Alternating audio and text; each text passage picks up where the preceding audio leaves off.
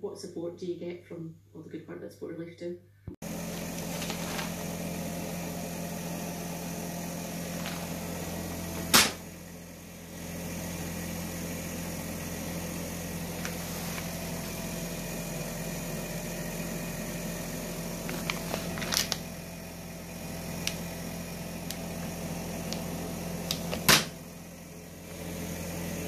Hey people, welcome back. Episode 7 of the Honda cb400t build. Sorry if you can hear the heater running in the background, it's a bit Baltic in here. So I've got the old hat on, got the hoodie on, tea is done, let's crack into it. Now I know in the last video I said I was going to probably strip out the clutch and have a look, see if the basket had seized or if the plates needed replacing. But what I'm going to do, because I can do that with the engine out of the bike anyway, I think what we'll do in this episode, episode 7, is we'll strip the engine out of the frame. We can then have a look at it on the bench and go from there with the clutch. At least that'll allow me to take it out, start stripping the rest of the bike down so that I can get to the bare frame to start work on that. So stay tuned, stick with me and warm up. As always, back to the board, episode 7. Engine out. Parts list and costing so far was up to $78.50. We've had back today a choke cable. It came to £6 from Fleabay. So our total so far is £84.50. We know the bike's running. Just got to check out the clutch once we drop the engine out. So we'll crack on with that now. Stay tuned.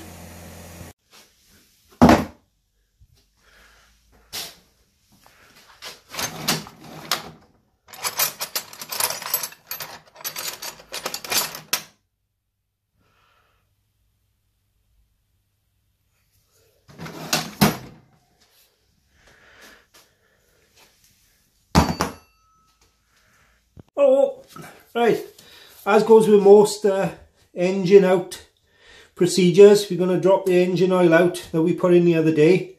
I will be reusing it just to run the engine in because I'm tight. I'm not going to buy expensive oil all the time. But the other day we took out the filter housing bolt, which you can either do that or the main drain bolt is just behind that filter housing. So I'm going to crack that one off and we're just going to use that one today just to drain the oil out. If I can get the spanner on, it's a 17mm nut.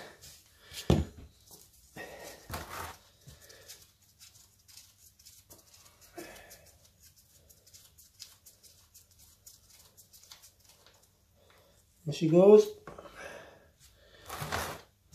Right, now again on these bolts you'll have a little crush washer. They're usually copper. Focus. Some got an O-ring, some will have a copper washer.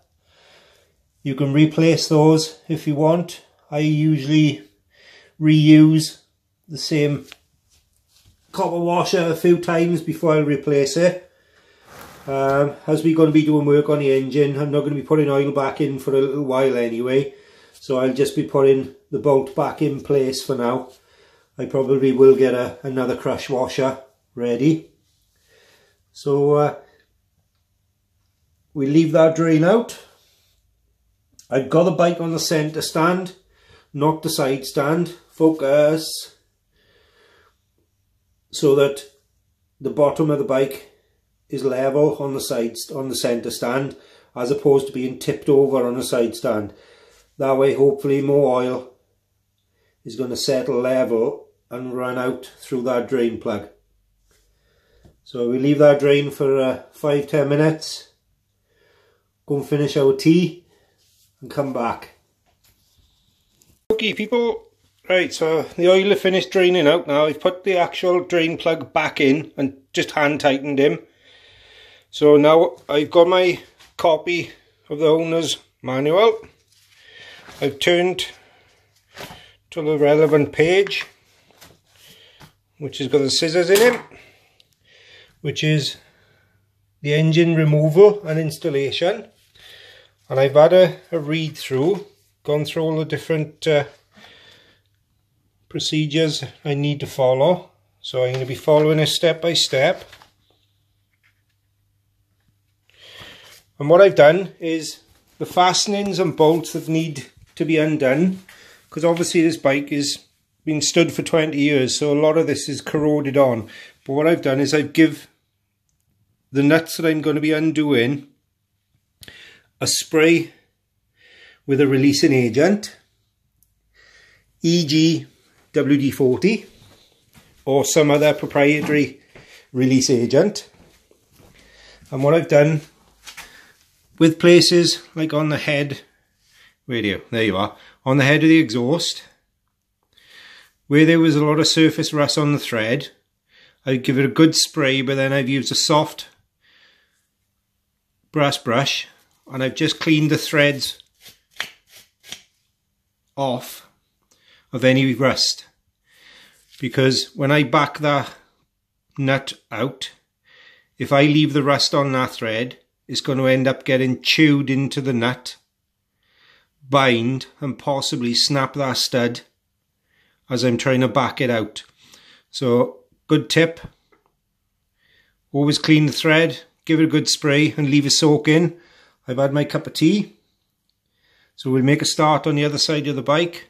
I'll put it on the tripod and we'll start getting this engine out.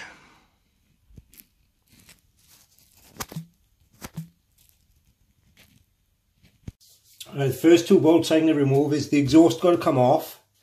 So I got a few bolts to slacken off first on the exhaust before I can take it off the bike. I've got a carrier that holds the back footrest and the exhaust here. I've got a joiner where the trumpet joins into the baffle box, and then another one at the front. So we'll start with the joiners. This is a 13mm. Like I say, I'm just taking my time. I'm not wrenching on it like a monkey. Just winding back. If he starts getting really hard to back off, then tighten it back up a little bit, as if you're cutting a new thread. That's the one exhaust clamp free. So we'll swap over to a 14mm and I'll get this carrier with the rear footrest as well. Like I say, because you've soaked them already with the WD-40, it's going to help release that nut. These are threaded in, so there's not a nut on the back.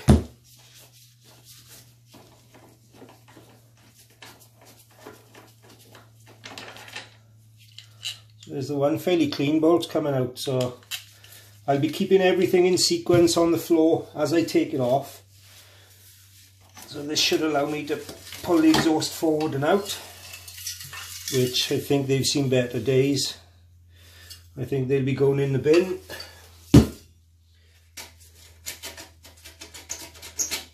That's the clamp. And the baffle box looks like it might be rusted away a bit as well. But we'll jump to the front now. I'll drop you down and you can see me unbolting our side. Right, second exhaust clamp is at the front by here.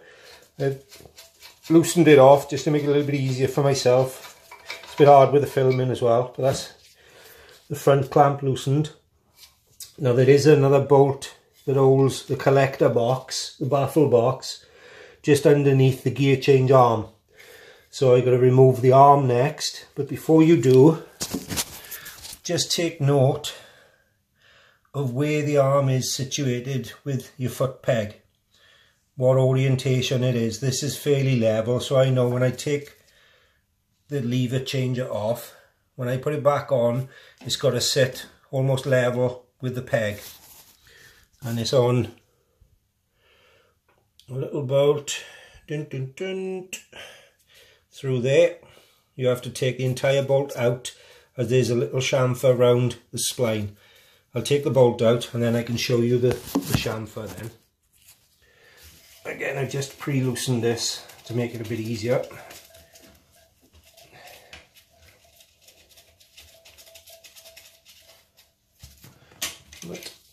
Bolt. Lever comes off. Right, I'll pick you up top and I'll show you the little spline. So I've taken everything off like I did on the other side of the bike. I've taken the rear footrest bracket out. I've taken the 2 exhaust clamps off. I've taken the bolt holding the collector box, the baffle box. Taken that out. I've taken the front 2 header bolts with the fins going to.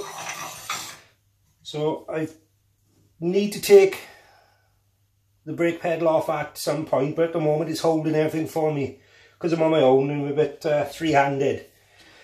So I've got a lead shot mat. I'm just going to bump and see if I can get this one side free, keeping the fins out of the way so they don't get damaged up.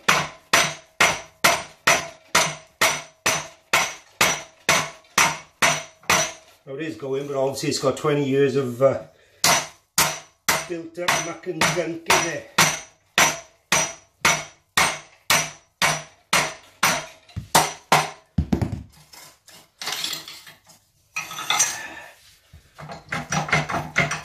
Finally, after about quarter of an hour, 20 minutes, it's off.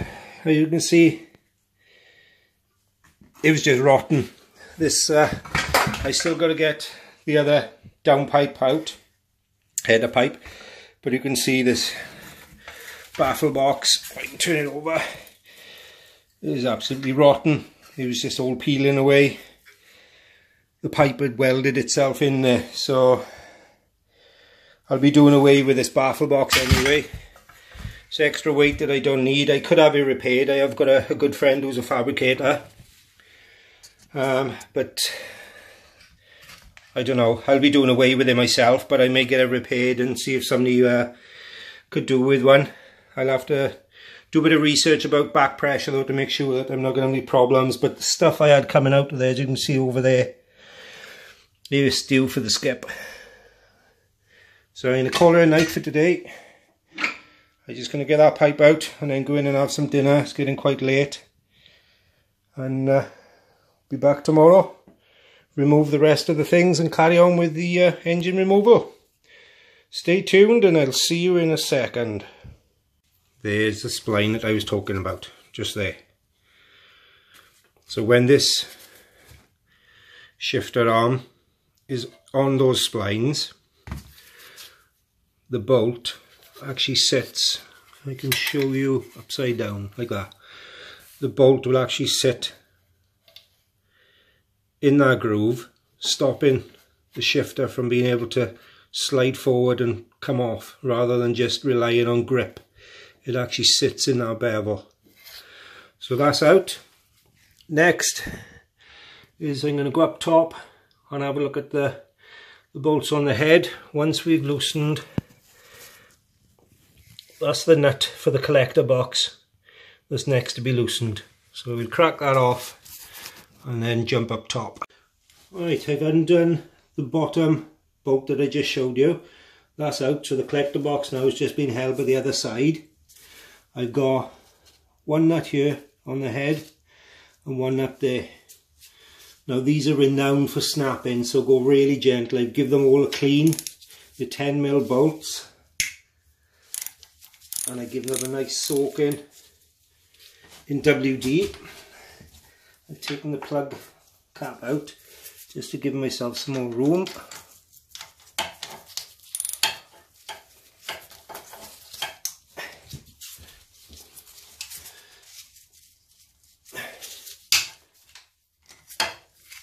So that one's loose anyway.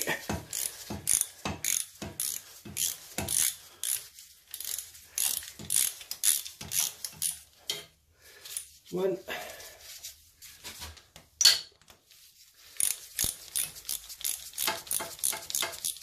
And like I say, if you have any resistance to these, just go really careful. The last thing you want to do is snap these studs off inside the head, because then you've got to have them drilled out and retapped, and that's not going to be very nice for anybody. I think these gloves are going to have to come off. I hate wearing gloves when I'm working. You can't get a feel that you can with just your fingers. So there's the fins. Again, be careful of the fins because they are fragile. Right, that's loose. I have to get a little mallet, give him a tap out from, if I move you down you can see, I just have to, wrong way, give him a tap just down where this clamp is down by here, just to split him from the actual baffle box. So I'll go and get a mallet, tap him out and come back. Also, welcome back. It's the next day now. While we've been away, I stripped a few bits down in preparation for dropping the engine down and out. I'll run through you what I've done. I've taken, obviously the batteries off anyway. I've taken the starter cable off the starter motor. That's been taken away. I've taken out the tacho cable or the rev counter cable. That was a case of taking the pinch bolt all the way out, removing the shaft. I've just put the bolt back in for now. I will be putting a bung in there. I've taken my makeshift bellows off the back of the carbs. This side I've also unplugged the oil temp and the neutral switch cables from the loom. They were just push connectors. I've taken HT lead out and just clipped that up out of the way at the moment. I've taken the starter pedal off. Again, this has got the chamfer on the spline again, where you need to take the entire bolt out first before the arm will come out. I've taken the rear brake lever out, just out of the way, make myself more room. I'll show you around the other side what we've released as well.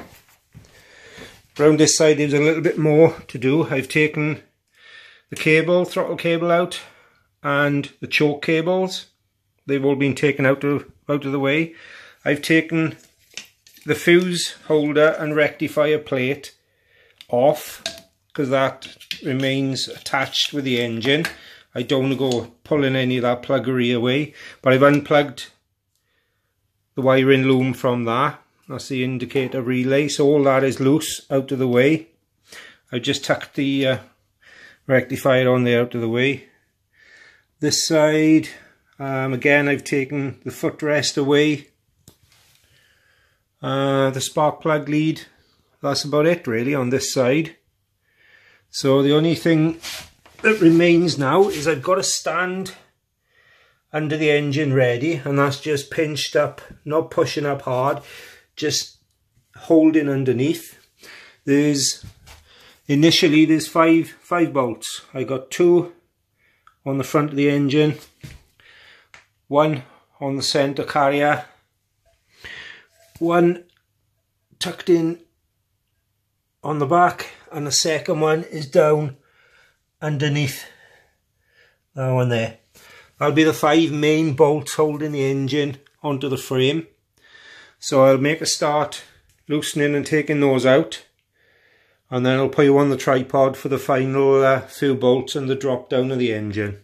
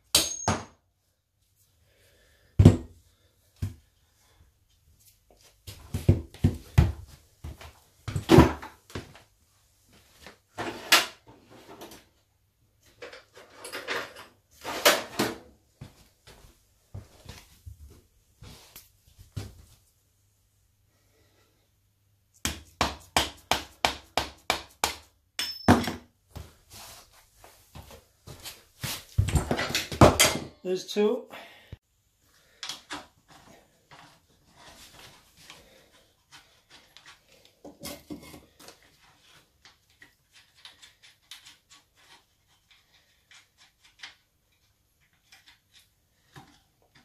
Three. I'm going to leave that one in just to take the weight of the engine until I got the rest of the bolts out.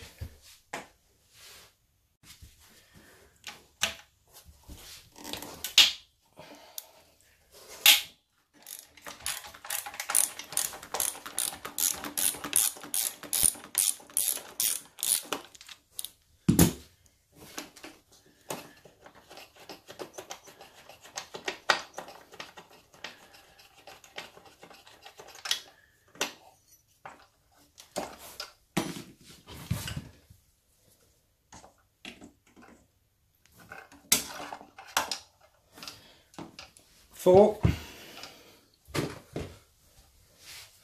and that's carrying the earth strap as well from the battery.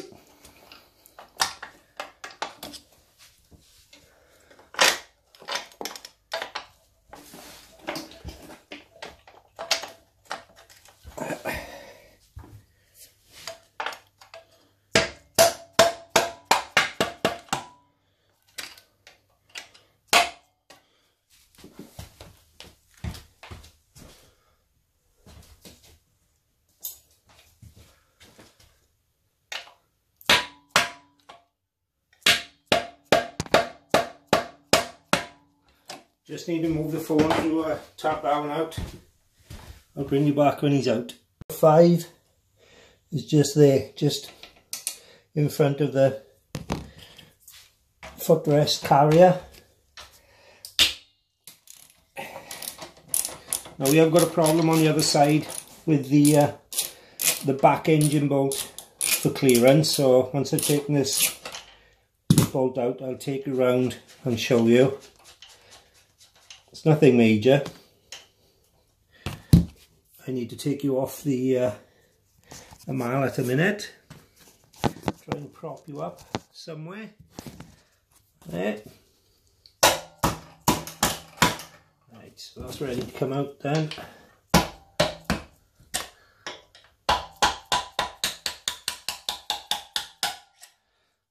Right, so I'll take you around the other side now and show you what we need to do around there. We're around the left hand side of the bike now. That's the final bolt that I can't actually get through because the left hand casing is directly in the way of the bolt.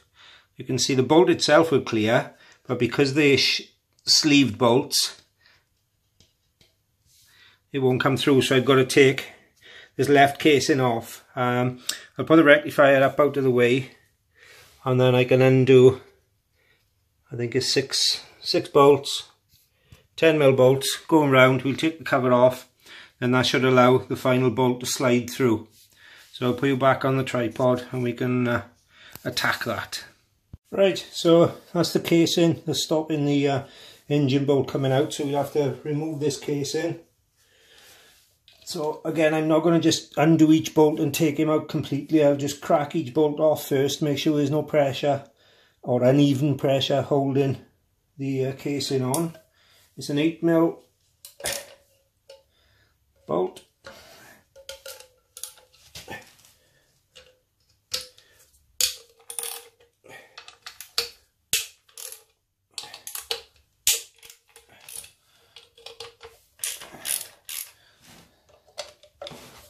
And there's 1, 2, 3, 4, 5 on there, so I can feel the pressures off the bolts now. So I know I can take them out completely. So I'll take them out, whiz them out, get the casing off, and then bring you back, because I'm sure you don't want to see a bolt being unthreaded. See you in a bit. Bolts are out, top tip. Now these are not different lengths, but on some casings that you take out, you'll find that the bolts will be different lengths as they go round. So what I always do, just good practice, is on the floor, you can see those, where do you, there. What I've done is I've actually put them on the floor as they came out of the casing. So number 1, number 2, number 3, number 4, number 5. So if they were different lengths, then I could just look at the floor and put them back in, or get yourself a piece of paper, do a quick draw in 1, 2, 3, 4 like a clock, and then you'll always get those bolts back in the same orientation. So the casing is loose and off. There is a little gasket in there that we may have to replace. We'll see. That's the main gen. Nothing really, just a little bit of corrosion. Chain guard is gone, so we'll have to get a new plastic chain guard. But for now, that will allow us to tap this bolt through. I can lift this wiring up out of the way for you to see. There. That'll allow us to tap the bolt through from the other side. I'll go around and do that. And you can stay and watch if you want.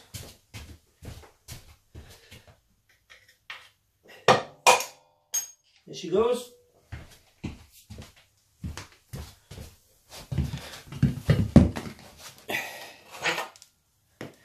So again, the engine bolts are different lengths, so just keep the orientation of them. I just got one in the bottom to tap through.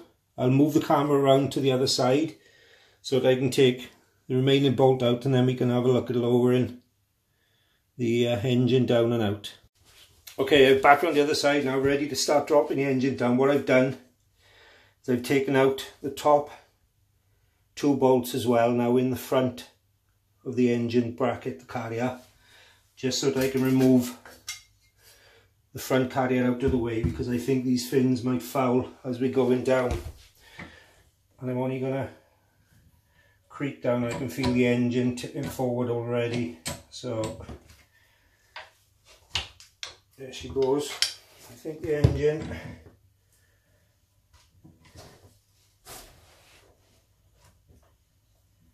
she's free.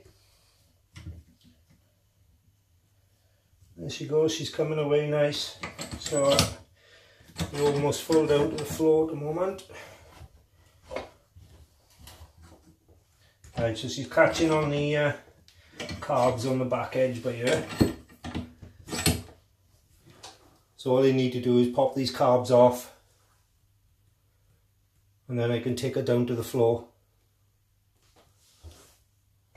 I might have enough room if I pull her back, but I think it's going to be in the way, so because I am going to clips on these carbs at the moment, might be easier to just pry the carbs out of the way.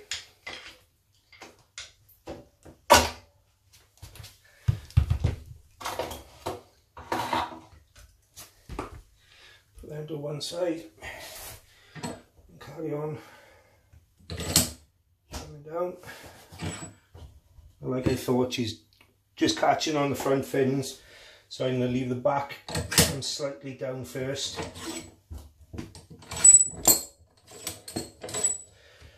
Right, jack is on the floor, so what I can do now is I can get in there, lift that engine out,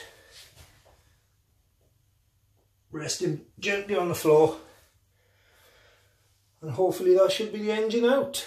I'll move you round so you can see me struggling round with the engine, and we'll go from there, people.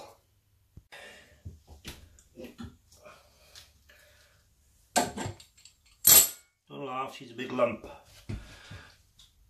And there she goes. 60 kilo engine out. Just put her out of the way and pick you up and give you a look at the carnage. Well, there you are, people. She's out in one lump. Frame isn't too bad, really. Just needs a good clean up and a good paint. All the carriers are good. So that's all I'm going to do now to finish off is I'm just going to take off the hanging brackets, bag up all the bolts, the front bracket, label everything up, bag everything up, and then give you a quick breakdown of what we've done. See you in a bit, people. There you are, people, that's our bounty for today. I've just got a load of cheap Ziploc bags from the pound shop. Bagged everything up, whatever I'm not sure of. I've labelled, again, sticky labels from the pound shop. It's a good way to keep everything together. I've even kept my pot noodle baffles, look. Engine bolts. So at least then I know everything that we've taken off for the engine is all together. The engine's all sat over there looking lonesome. I've also got some of these boxes. Now they're only a pound in the pound shop, and they're ideal for storing things like bits and bobs as we take them off.